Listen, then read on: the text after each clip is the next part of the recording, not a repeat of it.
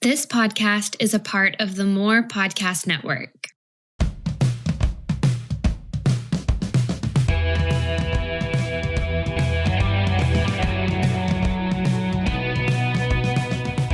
Hey everybody, welcome to the Daily Leader Podcast by Pattern Talent, where we interview great leaders and we seek to understand leadership. I'm Brad McDonald. And I'm Taylor Jessup, and we really hope that you enjoy this episode. All right, guys, welcome back to the Daily Leader. This is one of your co-hosts, Brad McDonald, and I am sad to say that I am without my other co-host, Taylor Jessup, today. He is busy doing some very important work, though, and he will be back on the next episode. So we're going to do things a little bit different this time around. Usually, when we would do these lounge episodes, we would work through 3 or 4 podcasts, and we would kind of share our highlights with you guys. But since I don't have my compadre Taylor with me, I thought that I would pivot a little bit, and rather than doing 4 podcast reviews, I would stick to 2. And so today I'm going to be reviewing solo, just me and you, the podcast that we did with Dr. Garland Vance and the podcast that we did with Chad Brown. So those were 2 awesome podcasts full of great insights and incredible perspective on what it means to be a leader and do the work of leadership. And so without any further ado, let's get into it. All right, before we do that, let's make sure that we like, subscribe, and share. Share with your mother-in-law, your father-in-law, your sister-in-law, your brother-in-law, your friends, your coworkers and colleagues, really anyone who needs to learn more about leadership. And especially if you think that they suck at it. All right, we want to help the people who aren't very good at it learn what it means to lead effectively. And if they are good at it, you can share it with them too, because they need to get better. All right.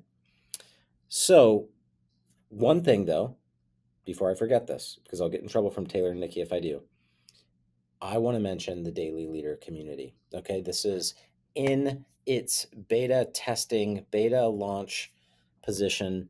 We don't know what we're doing yet, but one thing we do know is that one of the most important aspects of being a leader today is leading from a position of community. Okay. Isolated leaders do not sustain their leadership.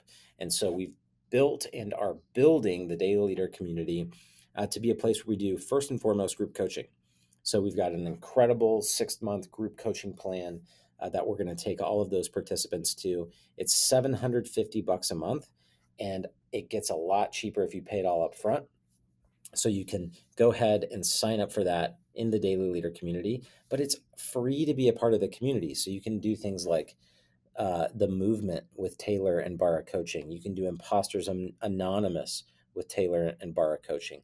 If you're listening to this from one of my Chick-fil-A clients or a Chick-fil-A restaurant, which we work with so many of, you can participate in a Chick-fil-A group as well. So it's super focused on the work that you're doing there. If you're interested in learning about the 5 capitals or exploring some of the future self stuff that we talk about all the time, all that stuff is going to be on the community. And so I want to encourage you guys to go ahead and check that out. Now that that's done, let's get into our episode with Dr. Garland Vance. So when Dr. Vance came on, he talked about 7 characteristics that solve 95% of leadership problems. And I want to highlight 4 of those 7 characteristics. Okay, I can't give you all of them. All right. If you want them all, you've got to go listen to the pod. Okay. But first and foremost, character. Second was competence. Third was capacity. And the 4th one was clarity. Okay. And I just want to say how crazy it is that of those 7, and by the way, there's more that I'm not mentioning, but basically these are all represented in our Daily Leader core values. And so it just felt like this huge affirmation from Dr. Garland Vance's PhD research and all the work that he's done developing leaders in big, global, publicly traded companies. He's seeing these same things that we are, and that validation just felt great. And it felt like, man, we're really onto something with the framework that we're creating and how we're building out what we're doing even here at the Daily Leader. So I just wanted to take a second and celebrate that and just share what an affirmation it was that we're on the right path, because we can see Dr. Garland Vance deploying this in his work that he does with companies uh, all over the world. So he shared a big stat that I found to be very fascinating. He said this: 82% of people who get promoted into a leadership role don't receive any training. So think about that. Most people get promoted into a leadership role because they're competent at the job that they're doing. So they show that competence, their supervisor sees them and says, hey, you need to become a supervisor or a manager. You need to become a leader, right? So they're good at doing the thing, and that skill set gets them promoted. But the problem is that doing the thing is different than leading people to do the thing. That's two different skill sets: doing the thing and leading others to do the thing. So this gap is a big part of what makes leadership development so important. And it ties in this conversation around character and competence. Okay, there was a mentor of mine that I mentioned in this podcast who said, character uh, can get you fired. Okay, what did he mean by that? Well, competence is what gets you hired, but character is the thing that gets you fired. And so Dr. Vance made an important distinction between moral character, right? This idea of integrity. I'm constantly referencing the book Integrity by Henry Cloud, which is such a great resource for understanding what it means to be a person of integrity or a person of character. And that moral integrity and moral character is very important. But there's also this idea of leadership character. There are things around character that leaders need to have that other people, individual contributors, let's say, they're not required to possess, and they're not required to possess them at the level or to the degree that the leader is. So Dr. Vance used this idea of 125% responsibility, right? Or also known as extreme ownership or radical responsibility. There's lots of different ways that we talk about this in kind of pop business culture, right? But it's the idea that we don't just own or take responsibility and accountability for our work product, but also for the work product of the people who follow us, right? We take 125% responsibility. We take radical ownership, extreme ownership. And we also need to have this elevated ability, pronounced ability to handle hard things, difficult situations, and conflict. And so there's two examples of leadership character that Dr. Vance mentioned. I also want to talk about this idea of capacity. And he said this: we increase our capacity by investing in 4 to 6 life-giving habits. And when he was explaining capacity, he really gave us a couple of questions that help us anchor into what does it look like to grow our capacity as leaders. He said this: what gives me a sense of purpose can increase my capacity. What gives me a sense of joy can increase my capacity.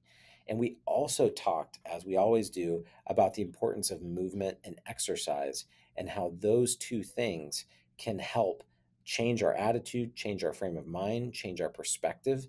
They can actually produce more energy in us, even though they require that we output energy in order to accomplish. So far we've got character. What is leadership character? We've got this idea of capacity, right? And how important that is. And also this idea of competence. So I'm going to give you one more, and it's clarity. Driving clarity is so important for us as leaders. It's one thing to espouse a vision, right? We like to use the term all the time, impossible goals, right? A vision is about having this impossible goal that you work for long periods of time to continuously achieve. And so If we have clarity on the vision, but we don't have clarity on some other key things, we have problems. Dr. Vance spoke to this. The idea of where are we going is that critical phrase, right? That impossible goal, that picture of a preferred future. But we have to answer three more questions. We have to also answer, how are we getting there? So not just where are we going, that's number one, but how are we getting there? Number three, what's my role in getting there? I need to have a sense of the role that I individually play in the process of getting to our destination. And then lastly, why is it important? Why does it matter? Is this vision something that I should give my life to? Is it something that is worth my time, right? I get one life, right? Time is the one non-renewable resource, right? How do I get more time? Well, I don't. Well, I don't, which means I have to use my time intentionally. I have to use it in a way that's deeply aligned with my values and my sense of purpose. So, where are we going? How are we getting there? What's my role in getting there? And why is it important to get there? So, clarity is achieved when everyone on the team has the same perspective and has the same answers to these four questions.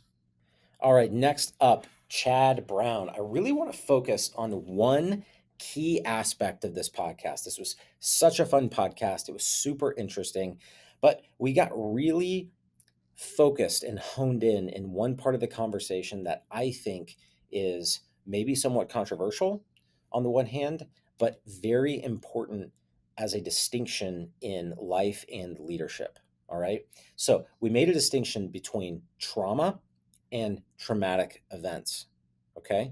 And how did Chad define these two ideas? He said traumatic events are hard, they're real, they're surprising, and they're unfortunate experiences that cause us stress and pain. And we would never want to do anything to minimize the damage and the toll that traumatic events can take on anyone. They're real, right? We admit that. But trauma is this idea that there is an emotional consequence, right? Or there's a story that we tell about the traumatic events that happen to us. And so at this time in society and in culture, it's permissible and it is even rewarded when we allow ourselves to become entirely victimized by our traumatic events. Indeed, like we even find our very identity in our trauma at times, right? So we define ourselves by these traumas that we carry with us. And what we are trying to do is raise this question. Number one, is it wise? Okay. Number two, is it ultimately the most helpful posture for us to carry when we see trauma as being these identifiers, right? Or as being these sort of total, all encompassing, all life encompassing and changing things. Maybe we need to take a second to step back and to rethink our perspective on trauma. So we have to answer an important question, which is, how do I view and relate to traumatic events? Do I only see the negative in those events? Or do I have the ability to reinterpret those events from a positive perspective? Uh, do I allow these events to drive me further into isolation and separation from people, complete and total independence, lack of trust? Or do I allow these traumatic events to drive me deeper into connection, to being interdependent by choice, to being in community, to recognizing that even though traumatic events have happened, I still do need the help of other people, and my future self can create and add increasing value to other people as a result of the traumatic events that I've experienced. I can actually use them to help myself and help other people. And Chad made this distinction. He said, leaders use trauma and traumatic events to advance towards their future selves. They tell themselves future oriented stories about those traumatic events.